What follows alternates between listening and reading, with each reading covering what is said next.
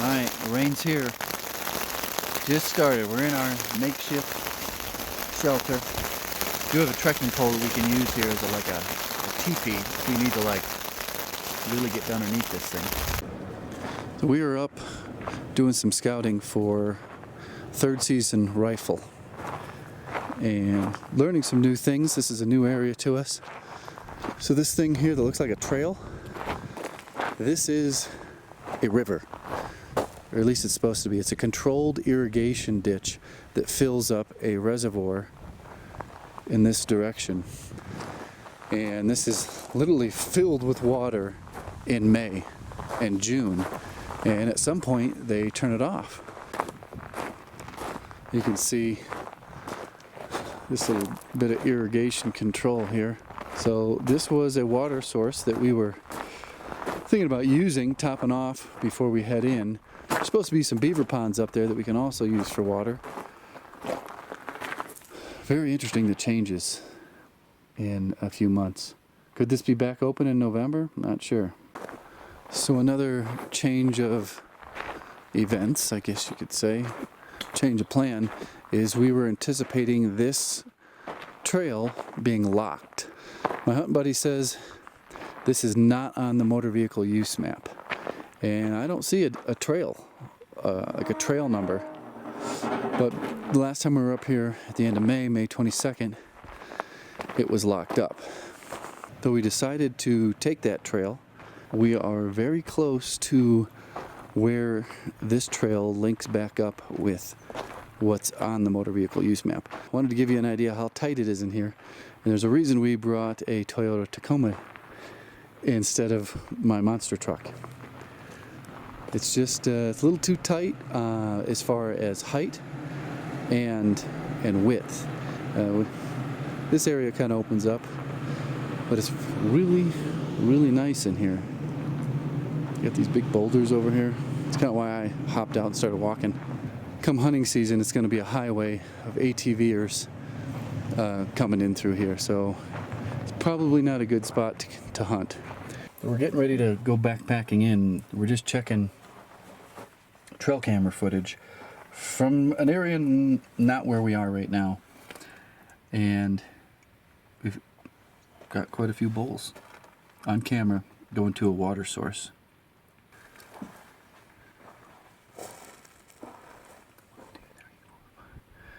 So that's gonna be a 5x5. Could be more. What date is it? 3rd. June 3rd. This is where we finally settled in on parking the truck and packing in.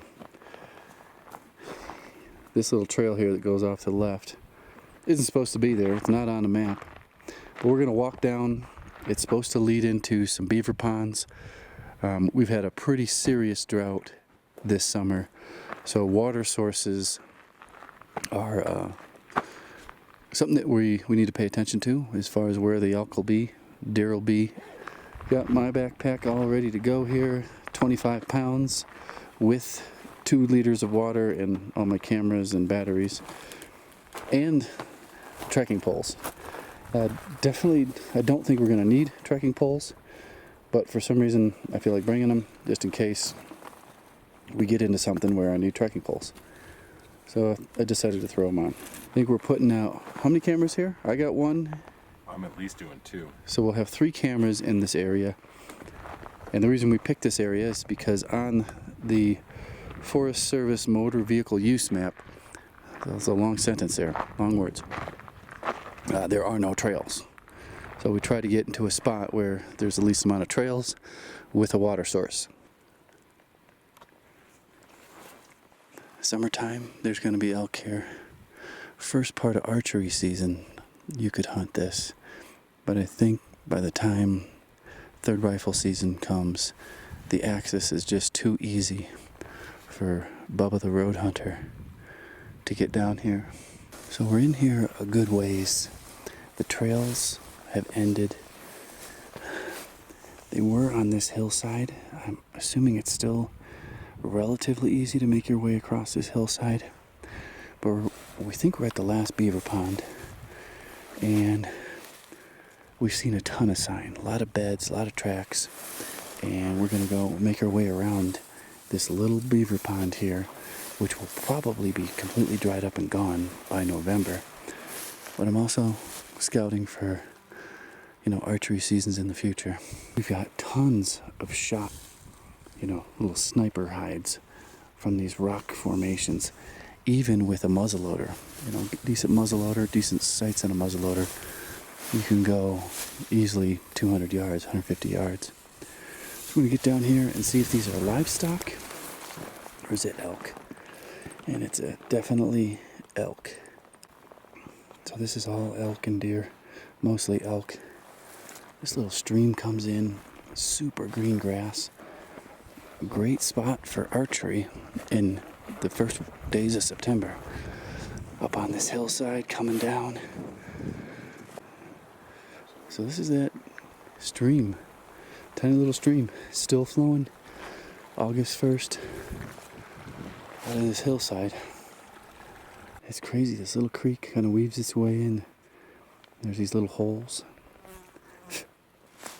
And we got fish in this one.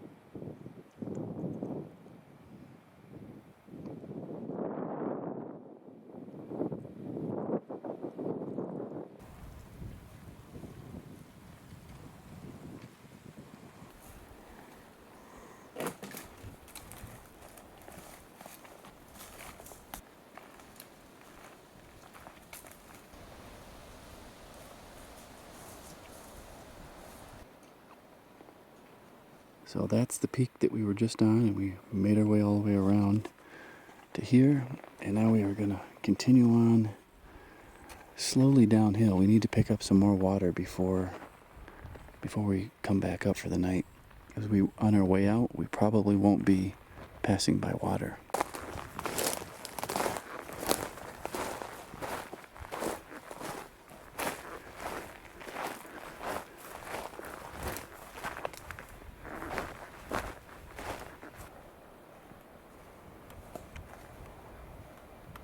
We are down low now. We're, 10 feet above the water, which is right down there.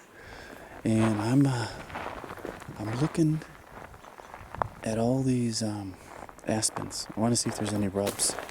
History of rubs.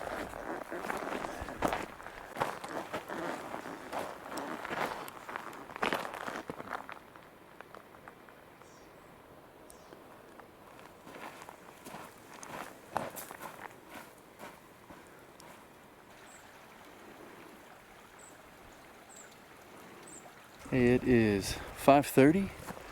We are topped off with water. I probably have 2¼ liters. Got 2 meals to cook, some coffee to make. Pretty hot out. Easily in the mid-high 70s during the day.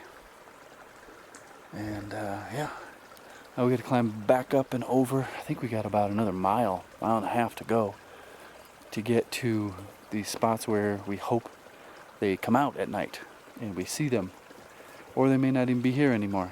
Well, we're starting to climb our way back up out of the valley and couldn't resist this rock formation. We're going to go up on top of there and take a look and see what the view's like on the other side. We got a spring, natural spring coming right out the side of the hill here.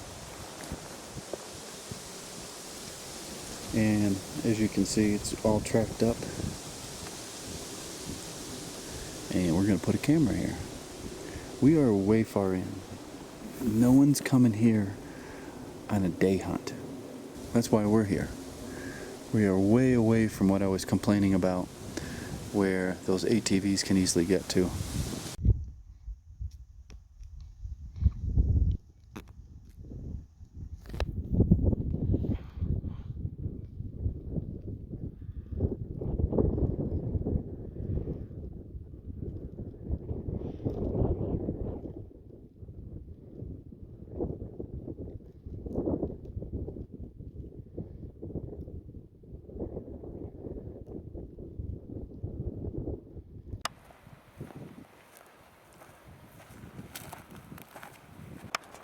So we're about set up for camp.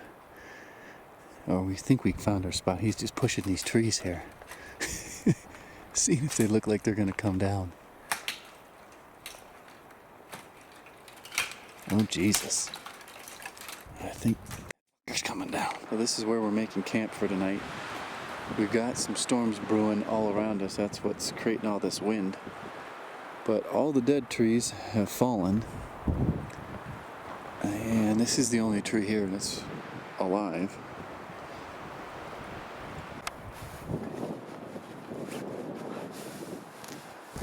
What are you doing in there? Putting up cart.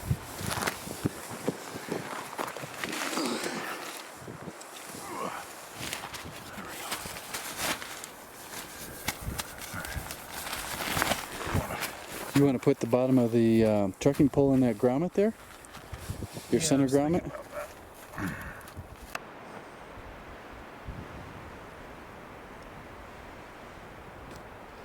Get cell phone reception right up there, so we may check the weather radar.